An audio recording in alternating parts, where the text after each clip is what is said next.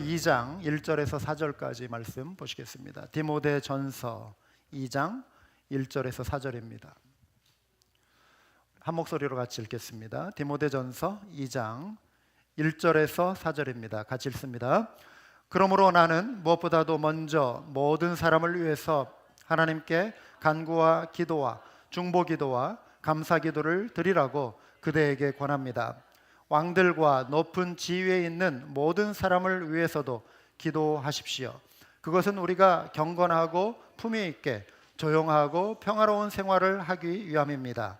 이것은 우리 구주 하나님께서 보시기에 좋은 일이며 기쁘게 받으실 만한 일입니다. 하나님께서는 모든 사람이 다 구원을 얻고 진리를 알게 되기를 원하십니다. 아멘. 사랑하는 여러분, 기도는 선택이 아니라 필수입니다.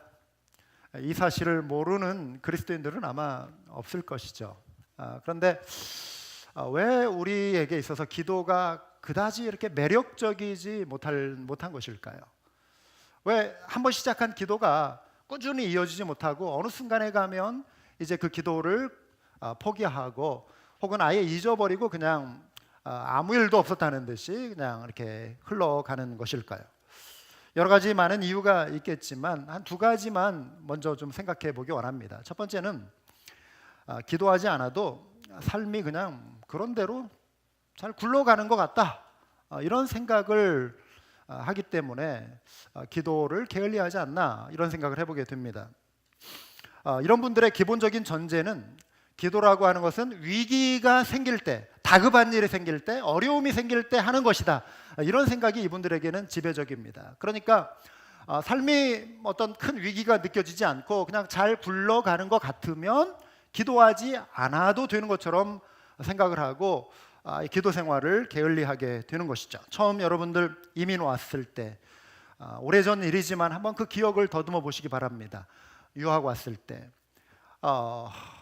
막연한 두려움 같은 거 없으셨습니까? 내가 정말 잘 해낼 수 있을까? 그 다음날 아침 누가 시키지 않아도 가족들하고 함께 둘러앉아서 손 붙잡고 기도했던 분들 있을 것이고, 하나님 이민 생활 잘 감당하게 해주십시오, 유학 생활 잘 헤쳐나가게 해주십시오 하면서 어느 분은 정말 무릎 꿇고 앉은 자리, 이부자리를 걷어차고 그 자리에서 일어나서 바로 기도했던 어떤 그러한 시간들 여러분 기억하시는 분들 있을 것입니다. 그런데 이제 시간이 지나면서 모든 것이 익숙해지기 시작하고요, 이 지역 지리도 좀 익혀지고 아는 사람들도 생기고 소위 말하는 관계의 그물망이 생기는 것입니다. 어떤 일이 생길 때 이 사람에게 부탁하면 좀 해결이 될 것 같고, 어떤 일은 또 저분에게 가서 부탁하면 좀 해결이 되는 것 같고, 그냥 하나님 찾지 않아도 그냥 굴러가는 것 같은 그런 느낌 때문에 하나님을 찾지 않게 되는 것입니다. 먹고 사는데 지장 없고 성적도 괜찮게 나오고 크게 아프지도 않고 노력하는 만큼 대가도 주어지는 것 같고, 기도에 대한 절박함을 갖지 않는 것이죠. 또 다른 이유 어떤 것이 있을까요? 기도에 대한 기대감이 사라진 경우입니다. 기도를 하긴 하는데 별로 응답되는 것을 경험하지 못하고요, 어떤 경우는 기도와 상관없이 그냥 하나님이 원하시는 방식대로 그냥 바퀴를 돌려버리시는 것 같고, 하나님은 왜 내가 원하는 것은 해주시지 않고 내 기도는 듣지 않으실까? 기도해봐야 결국 하나님이 그냥 하나님이 뜻대로 하시니까 기도할 필요가 없겠지, 그러면서 기도 생활을 멀리 할 수도 있는 것이죠. 간절함이나 절박함이나 기도에 대한 그 신뢰가 사라지는 것입니다. 여러분들 중에 만약 이런 생각을 갖고 계신 분이 있다면 오늘 한번 기도에 대한 근본적인 원리를 다시 한번 좀 점검해 보실 수 있는 시간이 되었으면 합니다. 우선 모든 사람이 나와 같은 형편이 아니라고 하는 점 한번 생각해 보실 필요가 있어요. 내 바퀴는 잘 굴러가는데 기도가 나에게만 멈춰 있으면, 내가 문제가 생기면 나는 기도는 해요. 당연히 문제가 없어도 기도는 해야죠. 안 그렇습니까? 기도는 하나님의 뜻을 찾고 분별하고 순종하는 과정이기 때문에 문제의 여부와 상관없이 기도는 해야 하는 것이에요. 호흡과 같이, 대화와 같이 해야 하는데, 기도는 다급할 때만 하는 거다라고 하는 인식이 우리 속에 있으면 하나 이게 종교적인 하나의 종교인의 태도이죠. 어느 종교도 기도는 다 합니다. 그렇죠. 기독교가 들어오기 전에도 유교 안에도 불교 안에도 샤머니즘 안에도 기도 생활이 다 있었어요. 문제가 있을 때 기도합니다. 자식 점지해달라고 기도합니다. 우한을 막아달라고 기도합니다. 그런데 기독교라고 하는 것은 하나의 종교만 바꿨을 따름이지 문제만 해결해 주시는 대상으로서의 하나님만을 찾으면 문제가 별로 없고 내 힘으로 그냥 잘 되어져 가는 것 같고 하면은 그냥 기도 안 하잖아요. 그런데 온통 초점이 나에게만 맞춰 있는 거예요. 그런데 다른 사람을 보면 나와 형편이 다른 경우에 있는 사람들이 주변에 상당히 많이 있거든요. 그분들의 바퀴는 정말 제대로 굴러가지 않고 인생의 많은 짐과 무게와 고통으로 인해서 정말 지금 힘겹게 하루하루를 버티고 있는 분들 있단 말이에요. 그래서 그분들을 한번 생각해 보기 시작하면 내 기도의 영역을 넓혀서 그 사랑의 반경을 한번 넓혀보자는 것이죠. 그러면 우리가 기도하지 않을 수 없는 거예요. 기도는 사랑의 반경을 넓혀가는 거거든요. 그게 사랑입니다. 다른 사람의 행복을 내가 염원하고 그들이 잘 되기를 바라는 마음, 사랑 아닙니까? 그러면 내 문제와 상관없이 지금 힘들게 살아가고 있는 그 한 분을 떠올리며 그 형제자매를 떠올리며 우리는 기도할 수 있어야 한다고 하는 것이죠. 뿐만 아니라 기도는 실패하는 법이 없다. 이거를 우리가 좀 염두에 둘 필요가 있습니다. 하나님은 어떤 형태로든 나의 기도를 들으신다라고 하는 사실이에요. 때로 즉각적인 응답이 있기도 하고 또 no 하실 때도 있어요. 그리고 wait 하실 때가 있어요. 그런데 이 세 가지 모두 어느 분은 다 기도의 응답이다 이렇게 말씀하신 분이 있어요. 맞는 것 같아요. 왜냐하면 내가 알지 못하는 새로운 차원의 더 높은 차원의 하나님이 바라보시기 때문에 내가 생각할 때 내가 원하는 방식대로 내가 원하는 그 시간에 내가 원하는 그것을 하나님이 허락해 주시지 않는다 할지라도 하나님은 wait, 때로는 no 하시는 그 과정 속에 하나님의 우리를 사랑하시는 아버지 하나님의 크신 경륜은 그 뜻을 이루어가고 계신다라고 하는 것이죠. 그래서 기도는 실패하는 법이 없는 것입니다. 웨슬리 듀엘이라고 하는 분이 이런 말을 했어요. 때로는 우리가 한 사람을 위해 수년간 기도했음에도 불구하고 영적으로 아무런 응답이 보이지 않을 때도 있다. 그런 경우에 우리는 우리의 기도가 효과가 없는 것이 아닌가 생각을 갖기가 쉽다. 그러나 낙심하지 말라. 하나님께서 우리가 생각한 것보다 훨씬 크게 이를 성취하시는 중인지도 모른다. 세 번째로, 성경은 기도를 중요하게 다루고 있습니다.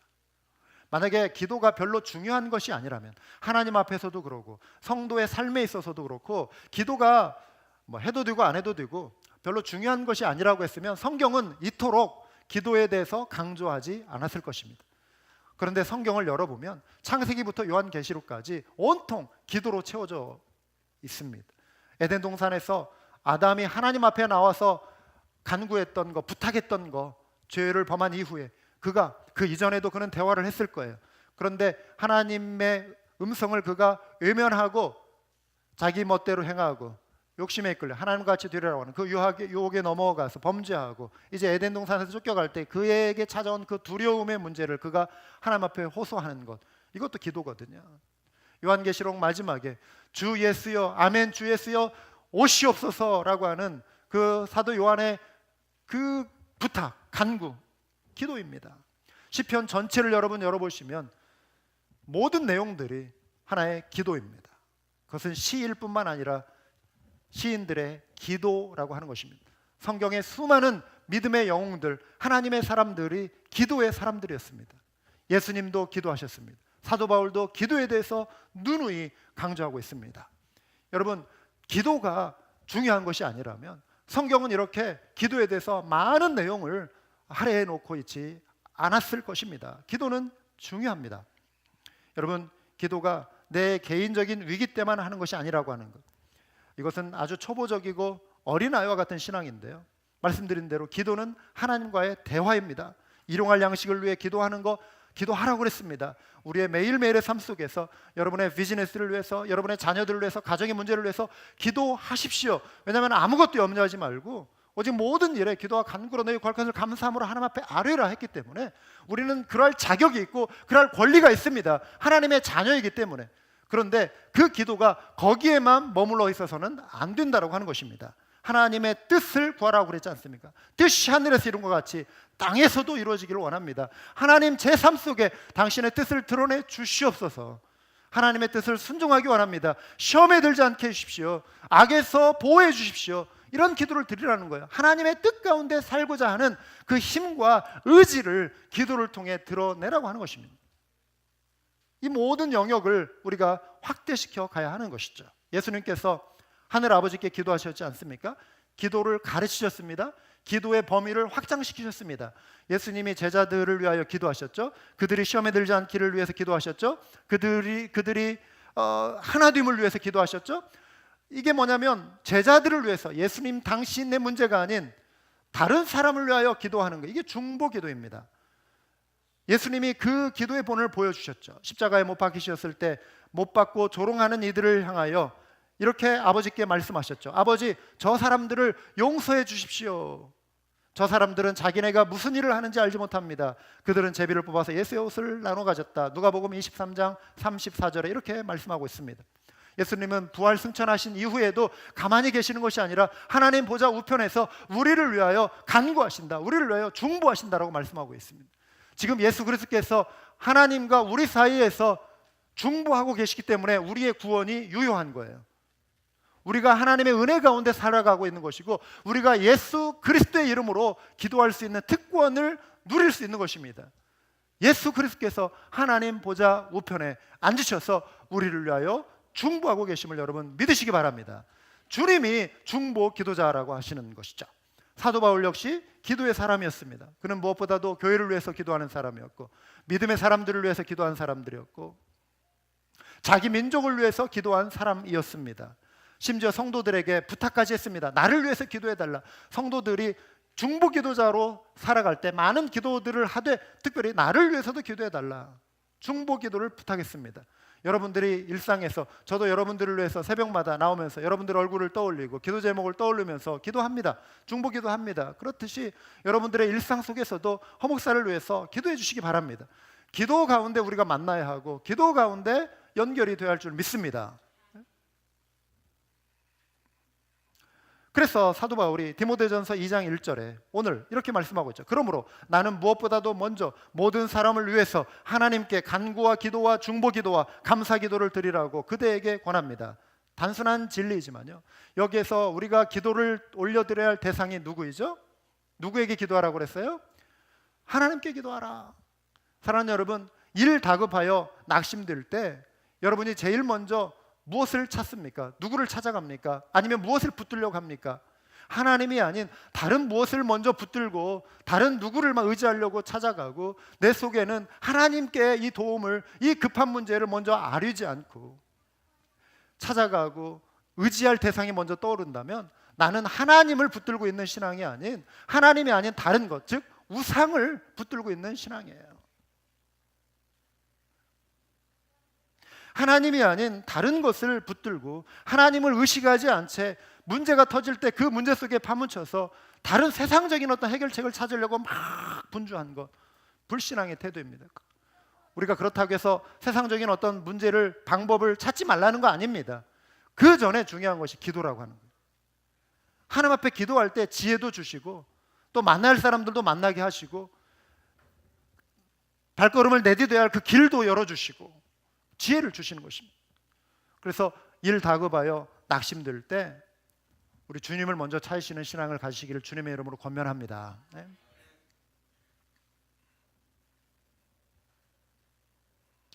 우리가 기도해야 할 대상, 모든 사람을 위하여 기도하라 그랬는데요, 여기는 여러분의 가족 안에 자녀, 부모, 일가 친척, 형제들이 있겠죠. 친구를 위해서, 이웃을 위해서, 우리 교우들을 위해서, 일터에 있는 여러분들과 함께 일하시는 분들을 위해서, 또 만나는 사람들을 위해서 기도하라는 것입니다. 어려운 형편에 있는 사람들을 위해서 기도하라는 것입니다. 기도의 범주에 심지어 위정자들을 위해서 기도하라고 사도 바울이 오늘 권면하고 있습니다. 그 당시에는 왕이 있었고, 그렇지만 요즘 이제 민주공화국 이런 데서는 대통령제가 있지 않습니까? 대통령을 위해서, 정부 관리들을 위해서, 정치가들을 위해서 기도하라. 왕들과 높은 주에 있는 모든 사람을 위하여 기도하십시오. 이렇게 권면하고 있습니다. 우리가 정치가들에 대해 참 기대를 많이 하지 않습니까? 미국에 와서 살면서도 한국 뉴스에 관심들이 많이 있어요. 우리는 어쩔 수 없는 우리의 고향이, 우리의 뿌리가 거기에 있으니까 우리 조국의 뉴스에 관심을 기울이지 않을 수 없는데, 기대를 또 많이 하다 보니까 또 실망도 많이 크고, 나라가 잘못되는 거 다 정치인들 탓으로 여기는 그런 분위기 속에 우리가 지금 살고 있지 않습니까? 이 문화가 너무 익숙하다 보니까 요즘 한국의 뉴스를 보거나 미국의 CNN 방송을 보거나 그러면은 대통령 이야기들이 참 많이 나와요. 그들의 개인의 어떤 말 한 거 가지고 최근에 트럼프가 이제 어느 니젤인가요? 아프리카에서 미군 군사 5명이 총에 맞아 이렇게 죽었는데 그 미망인에게 연락을 한 것이 예의에 어긋났다, 잘못됐다, 이거 가지고 막 지금 또 시끄럽고, 온통 대통령에 대해서 그냥 이야기하고, 한국은 지금 또 정권이 바뀌고 하면서 이전 대통령 재판받는 문제 이런저런 문제들이 많이 있지 않습니까? 그러니까 우리의 관심들이 어떤 정치에 대한 관심도 물론 있는데 많은 내용들이 정치인들을 칭찬하는 그런 이야기들은 거의 없어요. 왜냐하면 정치인들은 항상 도마 위에 오르고 항상 욕을 먹는 그런 자리 아니겠습니까? 그래서 비판이 참 많아요. 근데 우리 그리스도인들마저 여기에 가세해서 비판을 많이 하잖아요. 그런데 냉정하게 한번 생각해 볼 때, 여기에 지금 사도 바울은 위정자들을 위해서 기도하라 그랬는데 우리는 비판하는 것 이상 과연 기도하고 있는가? 우리가 정말 나라를 걱정한다면 우리는 기도하고 있는가? 성경은 지금 기도하라고 그랬는데 기도와 비판이 그냥 별개인 그런 경우가 많이 있죠. 왜 국가의 지도자들을 위해 기도해야 하는지 바울이 계속해서 설명합니다. 그것은 우리가 경건하고 품위 있게 조용하고 평화로운 생활을 하기 위함입니다. 여러분, 정치인들에 대한 기대는 이들이 나라를 좀 안정시켜 줘서 국민들이 덜 걱정하고 좀 많은 걱정 없이 좀 그렇게 살게 해달라는 그런 기대감이 있잖아요. 근데 여기에 보면 조용하고 평화로운 삶을 살 수 있게 해달라, 평화로운 생활을 하기 위함입니다. 이렇게 말씀하고 있습니다. 정치인들도 공약을 내세울 때 등 따숩고 배부르게 해드리겠습니다, 이런 이야기 많이 하잖아요. 그런데 하나님이 물론 국가의 지도자들을 사용하시는 것은 사실이에요.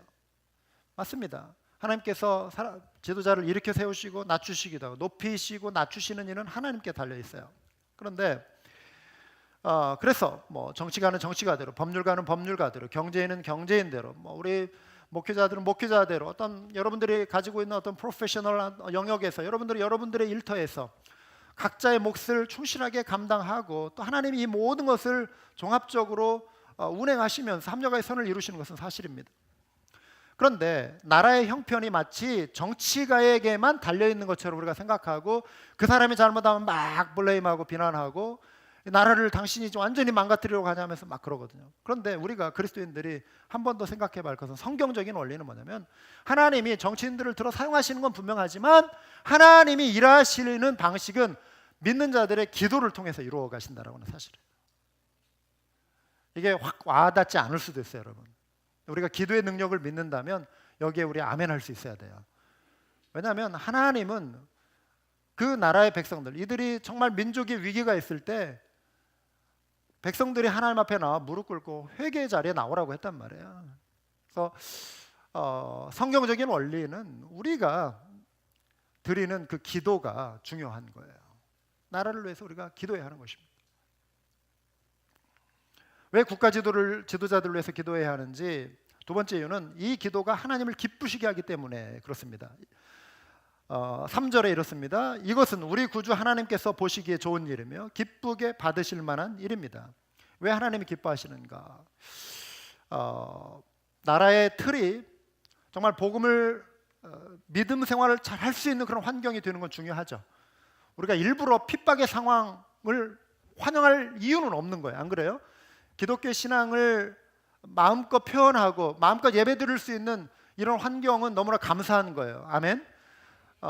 그런데 우리가 이렇게 다 미국 같지 않고 다 한국 같지 않아요. 소리내어 찬양 드릴 수 없는 곳 굉장히 많아요. 모여서 예배 드릴 수 없는 곳 굉장히 많습니다.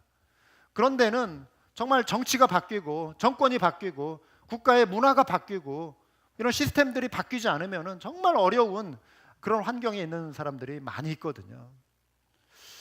그래서 우리는 이게 너무나 익숙한 나머지 나라를 위해서 기도하는 것이 별 중요하게 다가오지 않아요. 그런데 뭐 미국이라고 해서 언제나 이러한 기독교 신앙이 이렇게 계속 갈지 누가 장담할 수 있겠습니까? 정말 믿는 사람들이 깨어서 이 나라를 위해서 기도해야 하고요. 국가가 안정될 때 신앙의 자유, 마음껏 표현할 수 있는 자유, 종교의 자유 이런 것들이 마음껏 보장되는 환경 속에서 우리도 나가서 마음껏 전도하고, 요즘도 제약들이 많잖아요. 길거리에서 전도지 들고 나가서 공공장소에서 전도하고 이런 거 지금 다 못하고, 학교에서도 기도하는 거 못하게 막고, 십계명 이런 거 다 떼어내고 정교분리 원칙에 의해서 이런 식으로 하니까 아이들에게 학교는 기본적인 어떤 인간됨의 도리, 윤리라고 하는 거, 도덕이라고 하는 거 이 자체가 지금 실종되어 버렸잖아요. 이 서구 사회가 지금 그래요. 그러면 이미 지금 미국이든 유럽이든 이런 영향이 지금 와 있거든요, 사실. 이게 정치인들이 지금 다 이렇게 바꿔놓는 것이잖아요. 근데 어떻게 정치와 신앙이 분리될 수 있겠습니까? 우리의 모든 삶은 삶이고 정치예요. 삶의 문제는 정치의 문제이고 신앙과 정치는 분리될 수 없는 거거든요. 우리가 삶의 모든 영역에서 우리가 믿는 바대로 삶을 표현하고 우리의 마음을 표현하고 살아갈 수 있게 만들어주는 것이 그게 자유잖아요. 그런데 그러한 것들이 어떤 교묘한 어떤 정치적인 논리에 의해서 이게 제한되는 것들이 굉장히 많아요, 요즘은. 그래서 전도도 제대로 하는데 많이 제약이 있고 또 교회가 위축되는 경우도 많고, 그게 이제 극단적으로 가면은 그런 신앙의 자유마저 완전히 박탈된 그런 환경들이 많이 있잖아요. 그러니까 우리가 기도하고, 그런데 왜 하나님을 기쁘시게 하는가? 4절에 하나님께서는 모든 사람이 다 구원을 얻고 진리를 알게 되기를 원하십니다. 이 자체 한 구절만 가지고도 의미가 있지만 문맥적으로 볼 때 국가를 위해서, 유정자들을 위해서 기도할 때 평안한 중에 우리가 신앙생활을 하고 또 전도하고 예배하고 이런 환경 속에서 복음이 더 힘있게 증거되고, 그래서 모든 사람이 구원을 얻고 진리를 알게 되어져 가는 이러한 일들이 일어날 때 하나님이 기뻐하신다, 이것입니다. 그래서 우리가 나라를 위해서 기도해야 한다, 이것입니다. 여러분, 자, 이제 기도에 대한 필요성, 기도에 대한 중요성을 이제 나눴는데 우리가 적용을 좀 해보자는 것이죠. 뭐 어떻게 할 것인가? 먼저 우리가 지금 모여 있는 이 예배당이 기도의 처소가 돼야 돼요. 그냥 주일날 한번 와가지고 드리는 그 기도가 아니라 이곳에 여러분들이 오셔서 기도하고 싶을 때 언제든 찾아오셔서 기도하시고, 또 기도 시간이 마련된 때 있잖아요. 뭐 새벽 기도든 뭐 수요 기도회든 이러한 시간, 뭐 주일 예배든 이러한 시간에 오셔서 여러분 기도의 열기로 좀 이 자리를 뜨겁게 데펴 주시길 바라요. 여러분 자신이 올려드리는 그 기도의 향기가 하나님 앞에 도달하도록 원하시면 언제든지 여러분 기도, 나는 교회 왔는데 문이 잠겨 있어서 언제 와야 할지 모르겠습니다, 정말 기도하고 싶은데, 이런 분들이 말씀해 주세요. 문제 간단히 해결해 드릴 수 있어요. 그러니까 여러분 오셔서 기도하시고 기도의 열기로 영적인 온도를 높여가는 우리 모두가 될 수 있기를 원합니다.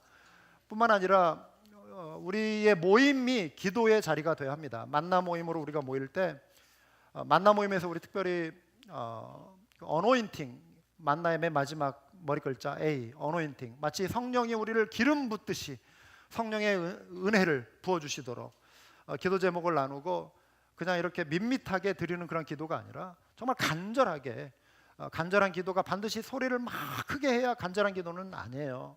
내 마음의 중심에서 진실된 기도라면, 그 간절함이 묻어나는 기도라면 그것도 감사한 일이죠. 어쨌든 모였을 때 우리가 형식적으로 그냥 드리는 기도, 그러고 싹 잊어버리는 그게 아니라 만나 가족들을 위해서 주중에도 계속 기도하고, 또 함께 모인 자리에서는 정말 성령님 우리 가운데 충만하게 임재해 주십시오 하는 그 사모하는 심령으로 기도하는 우리 모두가 될 줄 믿습니다. 모여서 무엇을 위해서 기도하는가? 영혼 구원을 위해서 기도하는 모임이 되어야 합니다. 형제자매 여러분, 사도 바울이 이렇게 말했습니다. 내 마음의 간절한 소원과 내 동족을 위하여 하나님께 드리는 내 기도의 내용은 그들이 구원을 얻는 일입니다. 사도 바울은 자기 민족의 구원을 위해서, 형제자매 그 동포의 구원을 위해서 간절히 기도한 사람이었습니다. 필립 안시라고 하는 분이 있는데요, 기독교 작가입니다. 이분에 관한 글 쓴 책이 굉장히 베스트셀러들도 많고 그런데 읽어보신 분들 있을 거예요. 이분이 그 기도라고 하는 책 안에서 어느 한 청년의 간증을 실어 놓았습니다. 여러 가지 사례들을 실어 놓은 것 중에 하나인데, 미국의 이제 어느 한 마을에 한 청년이 있었는데, 이웃집에 한 80이 넘으신 어느 할머니가 이제 몸이 좀 불편하시고 그렇지만 정원에 좀 일을 해야 할 일이 있는 거예요. 그래서 이 청년에게 내가 일당을 줄 테니까 와서 좀 일 좀 도와달라. 그래서 이 청년이 이제 와가지고 땀을 흘리면서 열심히 일을 했습니다. 일이 다 마무리됐어요. 이제 할머니로부터 일당을 받아가지고 돌아가면 되는 거예요. 그런데 할머니가 잠깐 좀 자리에 앉아 있으라고 그러더라는 거예요. 자기는 빨리 가고 싶은데 또 할머니가 왜 그러시나. 그런데 할머니는 부엌까지, 마당에서 부엌까지 걸어가시는데 이제 몸이 좀 불편하시고 하니까 자기가 생각을 한 15분은 걸리더라는 거예요. 부엌까지 가시는데 천천히 이렇게 가셔가지고 부엌에서 뭔가를 이렇게 꺼내 오시는데 손수 할머니가 만든 맛있는 파이를 이렇게 다 가져오시더라는 거예요. 한 조각을. 그러면서 먹으라고. 이게 너무 맛있는 거예요. 열심히 일하고 땀 흘리고 하니까 이제 시장기도 있고 그래서 맛있게 먹었는가. 이 청년이 파이 한 조각을 맛있게 먹으니까 또 할머니가 기분이 좋으셔가지고 또 들어가시더라는 거예요. 들어가가지고 파이 한 조각을 또 가져와서 먹으라고. 그러면서 이제 그 하시는데 할머니가 참 좋은데, 참 좋으신데 한 가지 할머니를 가끔씩 피하고 싶은 때가 있는데, 할머니가 말이 너무 많으시고 말씀을 시작하면은 마침표가 없는 거, 마침표가 그냥. 그래서 동네 사람들은 이 할머니를 만나면 언제 탈출할까 그 생각을 이렇게 한다는 거예요. 그런 분들이 종종 계시거든요. 옛날 저희 건너편에 지금 돌아가셨지만 그 조 할머니, 저희 어머니하고 연배가 비슷하신데 이분도 말씀 시작하면은 그냥 마침표가 없어요. 근데 이해가 돼요. 왜냐하면 일주일 내내 만나는 분이 없거든요. 혼자 집에 계속 혼자 계시는 거. 그러니까 얼마나 이 좀 마음속에 있는 생각을 좀 풀어놓고 싶으실까. 그걸 이해하지만 저도 때로는 괴로웠어요. 빨리 가긴 가야겠는데 할머니가 언제 끝나실까. 이 청년이 지금 이제 그런 비슷한 느낌을 갖고 있는 거예요. 자, 그리고 이제 일당을 받아가지고 집에 돌아왔어요. 대학을 갔어요. 그런데 놀랍게도 대학에서 하나님이 이 청년을 만나 주신 거예요. 어느 모임에 갔다가 복음을 듣고 예수님을 믿게 됐어요. 그 전에 예수님을 안 믿었어요. 일주일쯤 지났는데 문득 자기 생각에 그 미세스 백, B-A-C-K, 미세스 백이라는 그 자기 동네 그 할머니가 탁 떠오르더라는 거예요. 그래가지고 내가 이 소식을 이 할머니에게 좀 말해주고 싶다. 방학을 했습니다. 5월 달에 동네에 돌아갔는데 할머니 집에 일부러 찾아간 거예요. 할머니가 빨래를, 옛날에는 이제 미국에도 그렇게 빨랫줄에 이렇게 널곤 했나 봐요. 빨랫감을 잔뜩 들고 이렇게 빨래를 널고 하시는데, 할머니, Do you know about born again? born again에 대하여 아세요? 이 말을 탁 던졌다는 거예요. 할머니가 그 말을 듣더니만 들고 있던 빨랫감을 그냥 툭 떨어뜨리더라는 거예요. 그러더니 너 잠깐 거기 기다리라고. 그러면서 또 부엌에 들어오시. 이번에는 초코파이를 가지고, 초코파이가 아니라 초콜릿 케이크를 가지고 나오더라는 거예요. 이거 너 먹으라고. 앉으라고, 먹으라고. 초콜릿 케이크 또 너무 맛있는 거예요. 참 먹고 있는데 할머니가 지그시 이렇게 바라보시더니 미소를 지으시더라는 거예요. 너 아느냐? 내가 너와 네 친구 폴 위해서, 너희가 이 동네 이사 올 때 그 15년 전에 너희가 이 동네 이사 왔을 때 그날부터 지금까지 하루도 빼놓지 않고 너의 구원을 위해 기도했다. 실화입니다. 이 할머니는 사람들에게도 많은 말씀을 했지만 하나님께도 많은 말씀을 드린 분이었죠. 기도 부탁을 많이 한 거예요. 그 청년을 위해서, 이웃집 청년을 위해서 예수님을 알고 보니까 이 할머니의 남편이, 돌아가신 남편이 목사님이셨어요. 영혼 구원을 위해서 우리 기도해야 합니다. 그리고 우리의 다음 세대를 위해서 기도해야 합니다. 우리 청소년들을 위해서, 우리 아이들을 위해서 우리 기도 많이 해줘야 합니다.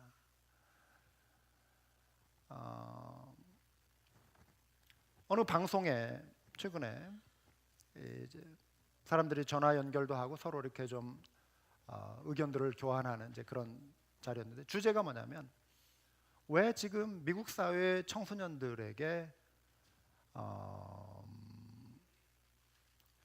anxiety disorder, 그 불안 증세가 급증하고 있느냐.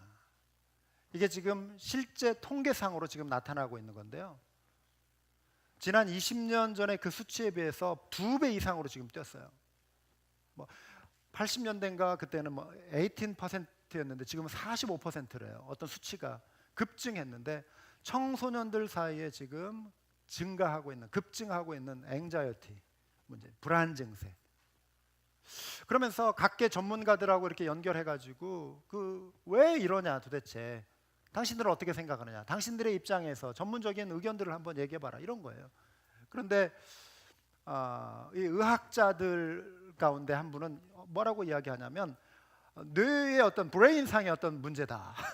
그러면서 이 전뇌와 중뇌 사이에 연결하는 어떤 그 신경세포가 약화될 때 감정을 이렇게 컨트롤하는 그런 어떤 영향이 또 있다. 그래서 아이들을 그렇게 조사해 보면 그런 것들이 발견이 된다. 그러면 그게 다 이 원인이라고 생각하느냐. 그러면서 이제 이런 사회 심리학자나 사회학자들을 또 연결합니다.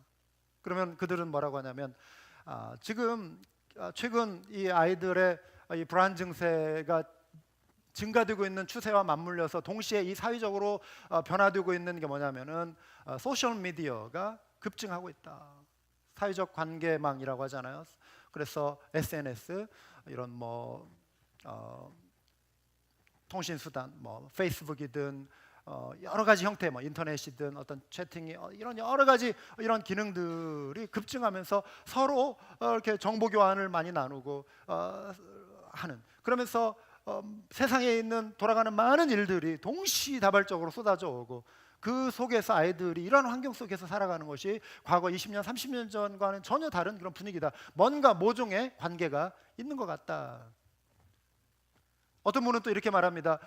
지금 급증하고 있는 어떤 테러리즘, 여기저기에서 사람들이 막 죽어나가고 언제 어떻게 전쟁이 터질지 모르고 이런 뉴스를 틀면은 이런 어떤 것들이 아이들로 하여금 불안 증세를 증가시킨다. 이제 이런저런 이야기들을 계속 쏟아놓고 있는 거예요.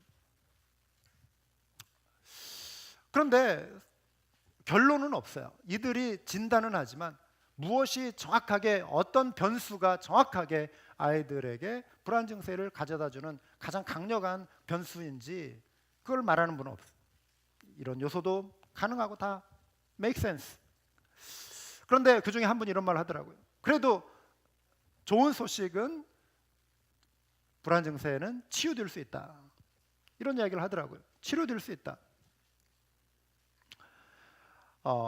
요즘 아이들이 가지고 있는 많은 문제, 때로 이 아이들이 이제 이런 불안 증세가 가져오는 여파는 뭐냐면 디프레션을 가져오고, 디프레션은 무력증을 또한 가져옵니다. 그래서 어떤 애들 같은 경우는 아예 아침에 일어나서 학교 갈 마음이 안 생기는 거예요. 몸은 깼는데 마음이 깨어나셨는 거예요. 그래서 흔들어 깨워도 안 일어나는 거예요. 무력증, 무기력장이 빠지는 거예요. 그러면 학교에서 선생님들이 그런 아이들을 다 일일이 지금 전화해야 되냐, 막 카운슬러를 찾아오고 막 병원을 찾는 애들이 많은데 이 문제를 어떻게 해결할 것이? 이게 지금 우리 미국의 미국 전체적인 한 주가 아니라 전체적인 지금 특징이라고 하거든요. 아까 아침에 우리 청 목사님하고 이제 그런 대화를 하는데 세계 여러 나라를 여행하는 어떤 한 분이 각 나라의 어떤 상황들을 이렇게 살피면서 그분 나름대로 어떤 진단한 것은 미국 사회가 그동안 인류 문명 속에서 인간이 생존할 수 있는 가장 컴포터블한, 가장 안정되고 안락한 그런 환경을 만들어 놓은 나라이다.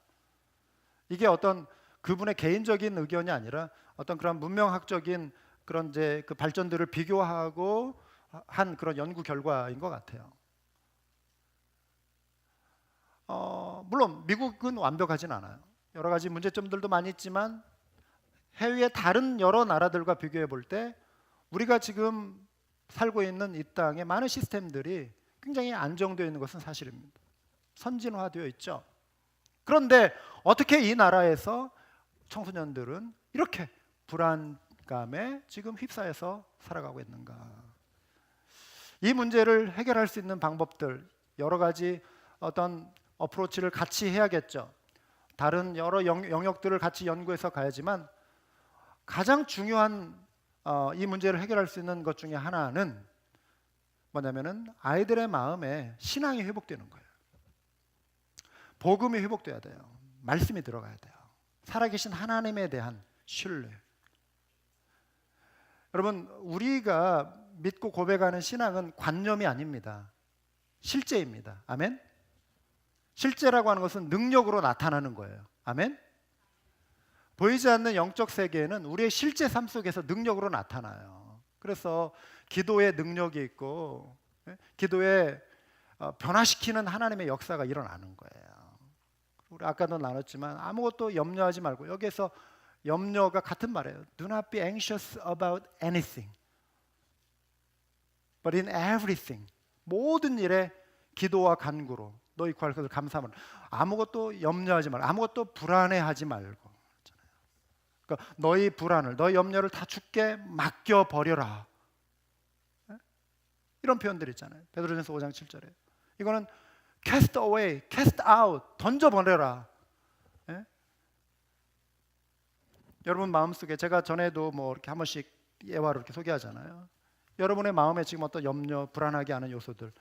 그런데 내가 해결할 수 없기 때문에 불안한 거잖아요. 내 힘이 닿지 않기 때문에, 내 능력이 닿지 않기 때문에 불안하단 말이에요. 이걸 끙끙 앓고 있는다고 해서, 붙잡고 있는다고 해서 해결은 안 되잖아요. 그런데 살아계신 하나님을 우리가 믿고, 하나님의 해결하심을 믿고, 이 염려를 이렇게 가지고 주님께 맡겨드리세요. 이렇게 올려드리세요. 여러분의 염려 리스트를 여기다 쭉 한번 적어보시고, 주님 받아주세요 하면서 이렇게 패스하는 거, 이렇게 던져드리는 거예요. 백준 집사님 한번 받아주세요. 주님이 앞에 계시다. 주님 받아주세요 하면서 이렇게 던져드리는 거예요. 내 염려를 맡겨드리라, 맡겨드리라. 수고하고 무거운 짐진 자들아 다 내게로 오라. 내가 너희를 쉬게 하리라. 그래서 염려를 다 맡기고, 그럴 때 그리스도의 평강이, 모든 지각이 뛰어난 하나님의 평강이 그리스도 예수 안에서 너희 마음과 생각을 지키시리라. 그래서 그리스도인들은 이런 좀 염려와 삶의 무거운 짐으로부터 좀 자유하면서, 상황은 지금 바뀌는 거 없고 문제가 당장 해결된 건 아니지만 그래도 나는 믿음으로 또 기뻐하면서 평강을 누리며 살 수 있는 자유는 있잖아요. 아멘? 왜냐하면 내가 염려한다고 해서 그게 해결이 안 되잖아요. 그런데 하나님은 우리의 염려를 맡아주시겠다, 받아주시겠다, 기도하라 그러셨잖아요. 그다음에 살아계심을 믿고 우리가 믿음으로 한번 결단해 보는 거죠. 염려를 맡겨드리는 것입니다. 그래서 이러한 신앙이 우리 자녀들에게도, 우리 청소년들에게도 일어나야 하는 거예요. 그렇죠? 아까 나라를 위해서 기도해야 한다는 말씀 드렸는데, 우리가 미국을 위해서, 또 한국을 위해서, 또 세계 여러 나라들을 위해서, 또 북한을 위해서도 기도해야 합니다. 에스겔서 이런 내용이 있어요. 나는 그들 가운데 한 사람이라도 이 땅을 지키려고 성벽을 쌓고 무너진 성벽의 틈에 서서 내가 이 땅을 멸망시키지 못하게 막는 사람이 있는가 찾아보았으나 나는 찾지 못하였다. 이런 말씀이 있거든요. 하나님이 찾으신다는 거예요. 어떤 사람을 찾으시는가? 그 앞에 구절 한번 다시 보여주세요. 내가 그들 가운데서 이 땅을 지키려고 성벽을 쌓고 무너진 성벽의 틈에 서서. 이게 뭐냐면 중보기도입니다. 중보기도.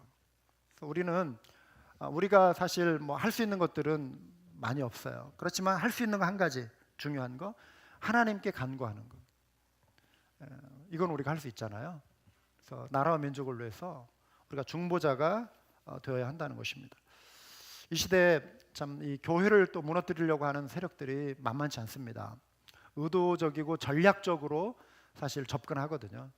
그냥 문화가 이러니까, 사회 현상이 이러니까 이게 아니라, 보니까 이게 전략적으로 굉장히 계획적으로 지금 교회를 치고 들어오는 세력이 있습니다. 지금 특별히 20세기 들어와서 21세기로 이제 이미 넘어왔지만 그동안의 역사 속에서 어느 분은 그렇게 진단하더라고요. 인류 역사상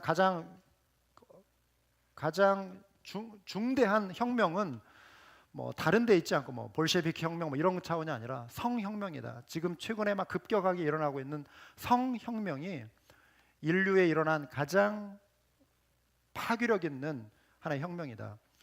하나님의 창조 원리를 지금 부정해버리고 남자와 여자로 구별되는 성 정체성 자체를 지금 무너뜨리고 있지 않습니까? 캘리포니아가 최근에 남자라고도 불러서도 안 되고 여자라도 불러서도 안 되는 새로운 제3의 그 이름을 만들어냈어요. 그러니까 그 사람에게 남자라고 부르면 그게 위법이 돼요. 그 사람에게 여자라고 부르면 안 돼요.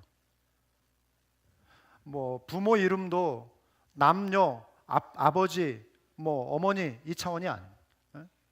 여자가 아버지가 될 수 있는 거, 아버지가 둘일 수 있고 어머니가 둘일 수 있고, 이런 엄청난 지금 혼란의 시대를 우리가 살고 있는데, 이게 그냥 문화가 이렇게 바뀌니까 이런 거다 이게 아니라 이 모든 차별을 없애고 평등을 이루자라고 하는 이데올로기, 이념이 지금 깔려 있는 거예요. 이 운동을 하는 사람들의 이념은 모든 차별을 없애는 거, 그리고 평등을 이룬다, 그리고 존재하는 모든 권위를 무너뜨리는 거.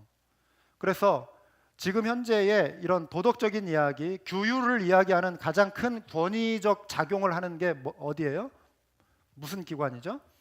이 사회에 존재하는, 그거는 죄입니다라고 말하는 단체가 어디예요? 교회예요.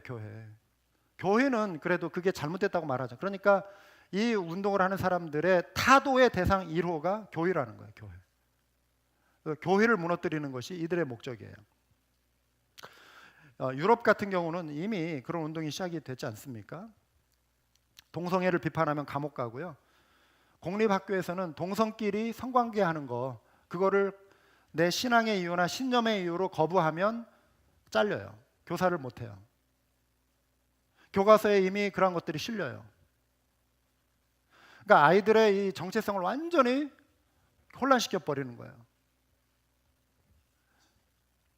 교회에서 이슬람교를 비판하면 조사받고 감옥 간다고 그래요. 옛날에 독일의 나치가 이런 식으로 했거든요. 설교자들의 노트를 검열한 시대가 있었습니다. 히틀러 정권 때. 그래서 나치 정부에 대해서 비판적인 이야기를 하거나 하면 당장 잡아가서 감옥에 가두는 그런 일들이 있었죠. 교회가 많이 핍박의 일제 시대 때도 일본도 신실하게 그리스도인들 신앙을 지키려고 했던 일본의 그 그리스도인들은 핍박을 받았어요. 그 민족주의가 일본에 막 팽배하면서, 한국도 마찬가지고 조선도.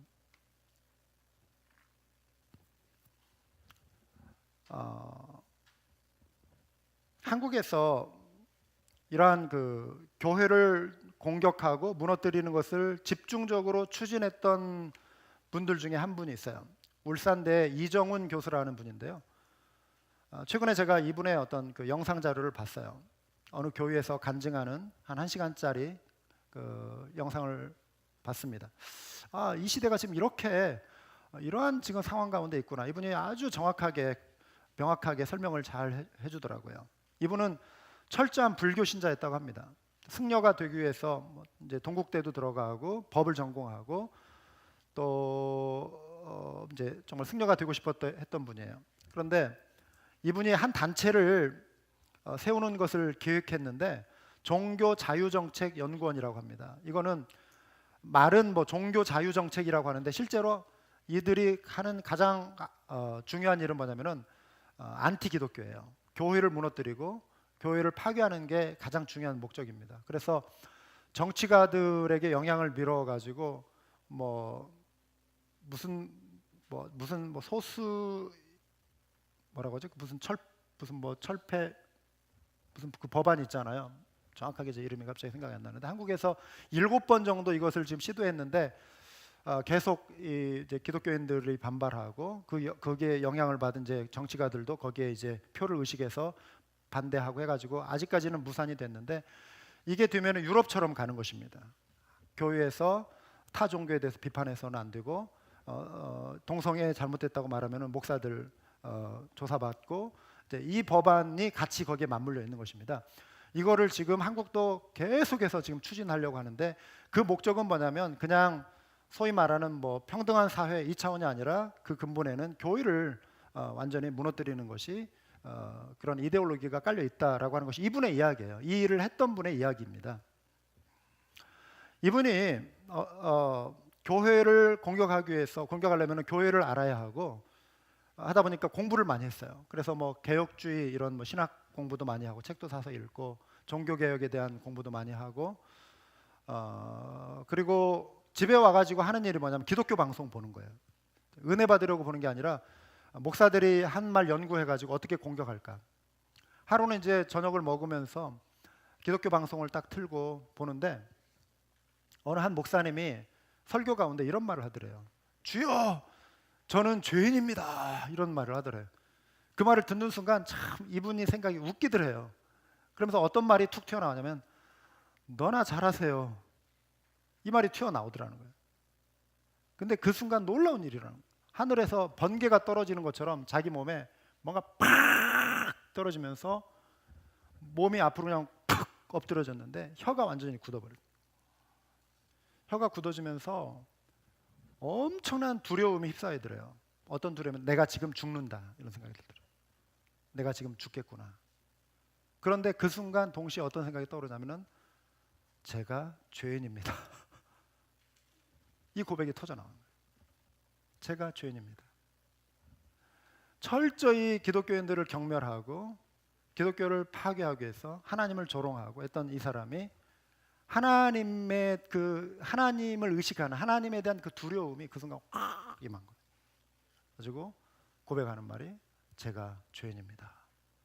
그러면서 자기가 얼마나 의로운 인간이냐, 의로운 척을 하며 살아왔는지, 내가 하나님 자리에 앉아 있었다라고 하는 것을, 내가 교회를 비판하고 이 사회 문제를 해결하려고 하고 했던 게 나의 의의를 가지고 나는 정말 의로운 사람이고 다른 사람은 다 잘못, 그 하나님 자리에 앉아가지고 자기 심판자의 자리에 앉아가지고 행해왔던 이 죄가 얼마나 무서운 죄인가, 이거를 그가 깨닫고 회개하고 그러면서 사도 바울처럼 그런 변화가 일어난 거예요.